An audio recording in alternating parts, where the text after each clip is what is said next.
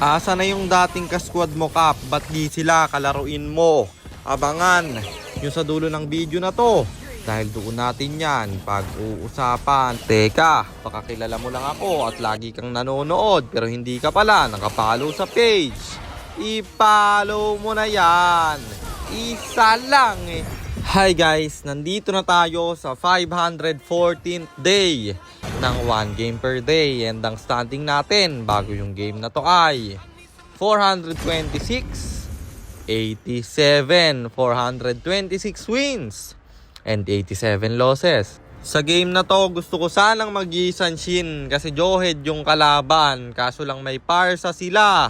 Kaya ako, napa-Harley na lang. Counter din to sa X-Borg nila. Kaya napaganda pa. So, ayun, nandito na tayo sa pang-500 at 14 na araw ng isang game kada araw. Digmaan na!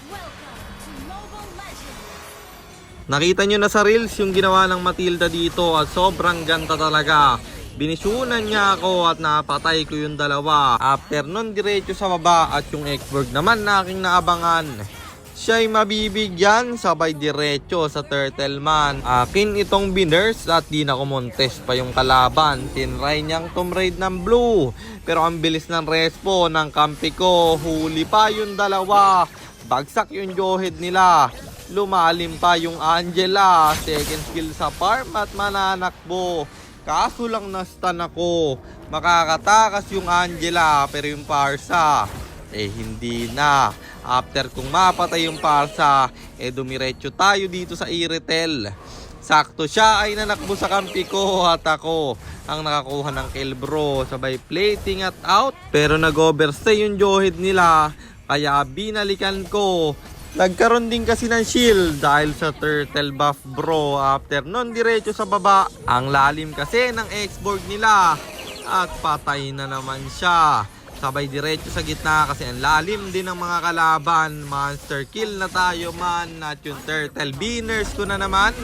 Wala na silang ginawa at ginusto kong bigdan dito yung Parsa. Kaso lang montik pa ako.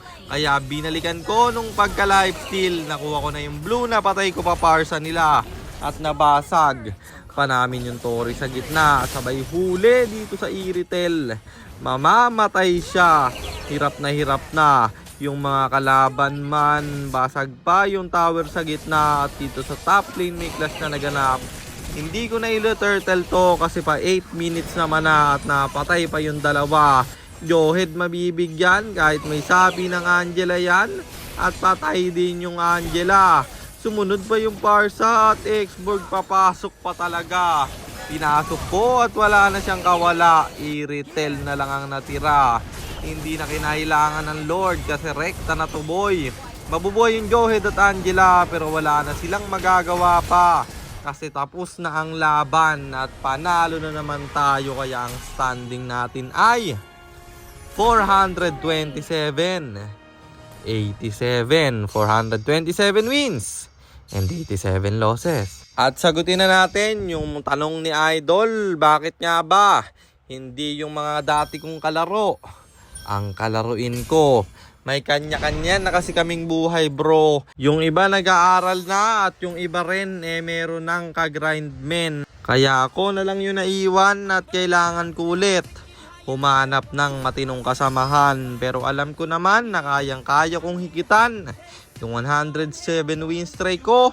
Kasi ako rin yung gumawa niyan bro. Kaya rin natalo yung 107 win streak ko na yan guys. Stream snipe kasi on live lahat ng game ko nun. Pero ngayon hindi na tayo may stream snipe boy. Kaya malaki yung possibility na mahigitan natin yan pre. At yun lang, sana nasagot ko yung tanong mo idol. At sana rin meron kayo natutunan sa content natin na to. At kung meron man pakishare lang. Then after nyo i-share, mag-comment na rin kayo ng pa-shoutout para ma-shoutout ko kayo sa mga next nating content. At i-comment nyo na rin ang inyong mga katanungan kasi baka malay mo sa next nating content comment mo naman ang mapili ko. At kung nagustuhan nyo yung item at emblem na gamit ko sa game na yon, eto yon: Arcane Boots, Genius Wand, Glowing Wand, Blood Wings, Divine Glaive, Winter Crown, or Immortality, and then Rose Gold Meteor pang buy and sell. Emblem natin Assassin, talent natin is Thrill, Seasoned Hunter plus Lethal Ignition at syempre Retribution. Kasi jungle tayo doon. At para naman sa mga gustong magpapilot ng ML account, mag-PM lang kayo, nagre-reply ako. At syempre, may bayad yon. Kahit hanggang anong rank pwede nyo ipapilot, kahit anong hero pwede nyo ipaspam basta may additional payment pag magpapaspam kayo ng hero. At yun lang guys, sana nag-enjoy kayo sa content natin na to. At shoutout sa iyo Iko Karagdag, kay Shouta Kazihaya, kay Nigel Dave Manuel. Maraming salamat sa inyong suporta. Ingat kayo palagi. God bless. Paalam.